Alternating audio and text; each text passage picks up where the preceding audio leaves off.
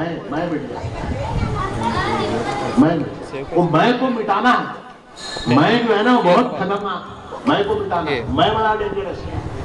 एक बार समय हो रहा है, एक बार क्या हुआ, एक राजा की सवारी निकली, राजा की सवारी निकली, राजा घोड़े के ऊपर बैठा हुआ था। सवारी कहां से? अफजलगंज से निकली, अफजलगंज से सवारी निकली। सारे लोग, हैदराबाद के लोग, राजा आ रहा, राजा आ रहा, राजा आ रहा, उसको सलाम करने लगे, सलाम करने लगे।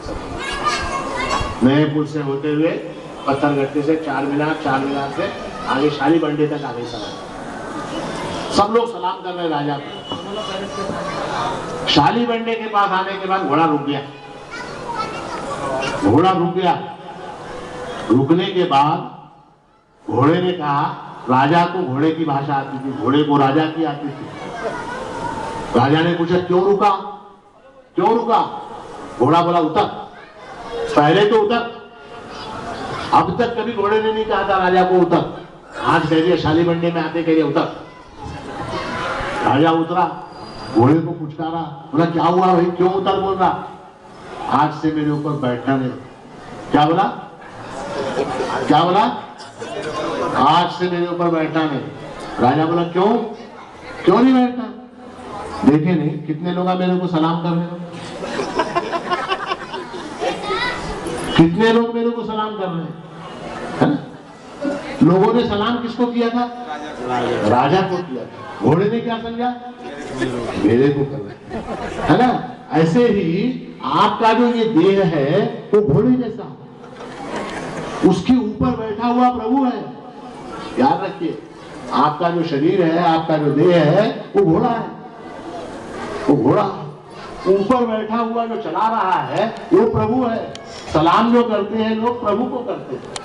नमस्ते नमस्ते जय गुरु वाणी जो हम बोलते हैं वो आपके अंदर बैठे हुए प्रभु को बोलते हैं। आप क्या समझते हैं? मेरे को बोलते है ना? अब भूलते किसको है? जो ऊपर बैठा है, जिसकी वजह से ये शरीर चल रहा है, उसको भूल जाते हैं। उसको भूलने की वजह से हमारी हालत घोड़े जैसी हो गई है। और यही अगर हालत आगे चलती तो गधे जैसी हो जाएगी, गधे जैसी हो जाएगी। इसलिए प्रभु को याद रखना, हमेशा याद रखना, हमेशा याद रखना ये जरूरी। हम हमेशा याद नहीं रख पाते, प्रभु हमेशा याद नहीं रख पाते, चूक जाते, भूल जाते। पैसा मिला, पैसे में रम गए, पत्नी मिली, पत्नी में रम गए, घर मिला, घर में रम गए, संपत्ति मिली, संपत्ति में रम गए, भूल गए प्रभु को। नहीं, ऐसा नहीं चलता। फिर उसका फल भोगना, वो कर्मों का फल भोगना पड़ता है।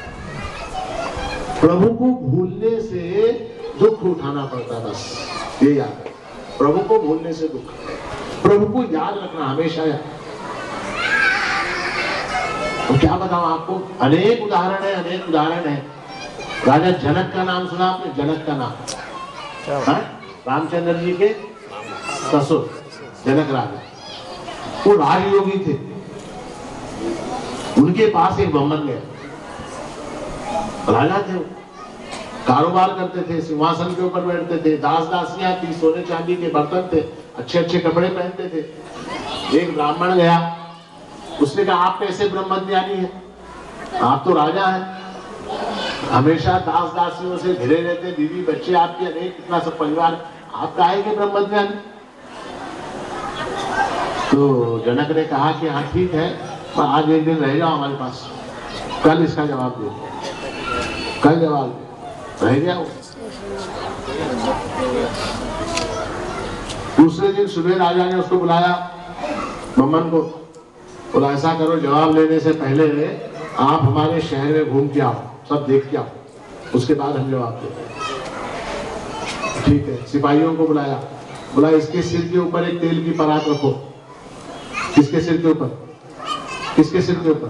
ब्राह्मण के सिर के ऊपर तेल की परात रखो, इसको सारा शहर दिखा के लाओ, और अगर जहां इसके सिर के परात में से एक बूंद भी तेल नीचे गिरा, इसको यहीं खत्म कर,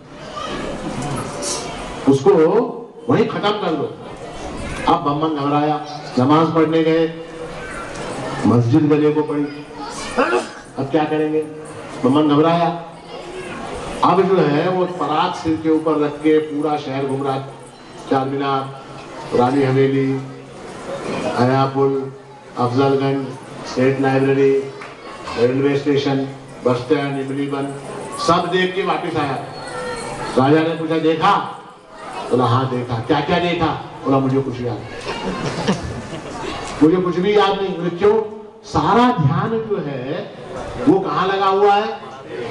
तेल के ऊपर, तेल गिरे इस ओर ध्यान लगा हुआ है। हाँ? इसलिए मैंने सब देखा मगर कुछ भी नहीं देखा। आंखें खुली हुई हैं, सब देखा मगर कुछ भी नहीं देखा।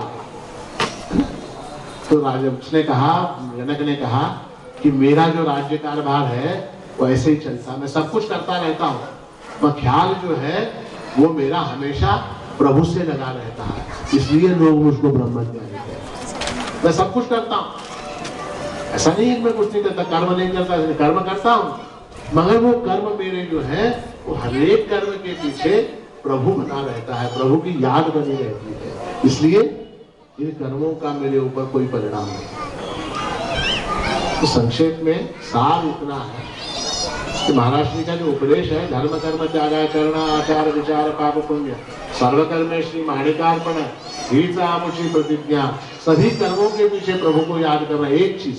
दूसरी चीज, लोग अक्सर ये पूछते हैं कि हमने पाप किए, वो पाप भी प्रभु को अर्पित। हमने पाप की, हत्या की, वो हत्या का पाप भी प्रभु को अर्पित। हमने दारू पी, दारू का पाप भी प्रभु को अर्पित। हमने रिश्वत ली, रिश्वत का पाप प्रभु को अर्पित। हमने चोरी की, चोरी भी प्रभु को अर्पण। सब कुछ प्रभु को अर्पण कीजिए, जरूर कीजिए, मगर एक चीज ख्याल रखिए, बहुत महत्व की बात आपको बता, प्रभु का ये स्वभाव है, प्रभु का ये गुणधर्म है कि वो जिससे भी कुछ लेते हैं उसको 1000 गुना करके वापस करते हैं। 1000 गुना करके वापस कर देते हैं। आपने पाप किया, पाप प्रभु को अर्पित किया, प्रभु उस पाप को 1000 गुना करके आपको लौटाए। आपने दारू पी, वो आपने अर्पित कर दिया, बोले धर्म कर्म सर्वकर्म श्री माणिकार्पण, हमने ये कर्म प्रभु को अर्पित कर दिया। दारू पी, नशे में घूम रहे, खूब मजे से घूमिए, हमारा कोई एतराज नहीं है। उस पाप को 1000 गुना करके प्रभु लौटाता है। आपने 1 रुपए की चोरी की और कहा ये कर्म मैंने प्रभु को अर्पित कर दिया, कोई बात नहीं, कीजिए, चोरी जरूर कीजिए, प्रभु उस पाप को 1000 गुना करके लौटाता है। पाप को भी 1000 गुना करके लौटाता है, पुण्य को भी 1000 गुना करके लौटाता है। ये याद रखिए, प्रभु जो है जब भी आपसे कुछ लेता है 1000 गुना करके वापस लौटाता है। इसलिए वही अर्पित करें जो 1000 गुना करके आपको मिले तो आपको खुशी हो, ऐसी चीज प्रभु को अर्पित की। ऐसी चीज, कुछ बहुत ज्यादा अर्पित करने की आवश्यकता नहीं है। प्रभु को आपके पैसे की अपेक्षा नहीं है, प्रभु को आपके धन की अपेक्षा नहीं है, प्रभु को आपके सोने चांदी की अपेक्षा नहीं, कुछ नहीं। माणिक प्रभु भावाचा भुकेला, आणिक न लगे काय, आणिक न लगे काय, और कोई जरूरत नहीं है। भाव, भाव जो भाव है प्रेम। तो इसलिए एक चीज याद रखिए, बस आज का जो मेरा संदेश है आप लोगों से कहना है इतना ही है कि हर कर्म के पीछे प्रभु को याद रखिए बस। और प्रभु को जब आप याद करेंगे तो उस कर्म का पाप या पुण्य वो आपके खाते में नहीं लिखा जाएगा, आप उससे मुक्त हो गए। आप जो है उस कर्म से मुक्त हो गए, वो कर्म आपके खाते में नहीं। जितने कर्म आपके कम होंगे, जितने कर्म आपके कम होंगे उतने जल्दी आपको जो है मोक्ष की प्राप्ति हो। और वो प्राप्ति जो है प्रभु महाराज की कृपा से, प्रभु महाराज के आशीर्वाद से आपको सबको शीघ्र मिले। आपका सबका कल्याण हो, आपका सबका मंगल हो, आपका सबका शुभ हो, ऐसी मंगल कामना करते हुए, ऐसा आशीर्वाद देते हुए ये छोटा सा यहाँ जो व्याख्यान आपने आयोजित किया उसे अब समाप्त करता हूँ। अब यहाँ से देवड़ी में अब आरती होगी। आरती के पश्चात देवड़ी में जो है रेणुका माता के वहाँ स्थान में भजन होने वाला है मंगलवार का, तो आप लोग आधिकारिक संख्या में वहाँ भी उपस्थित हैं। अब आरती होगी।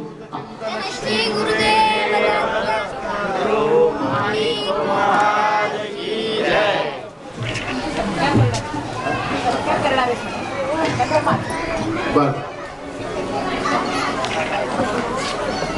आरती करूंगा ऐसे करना हाँ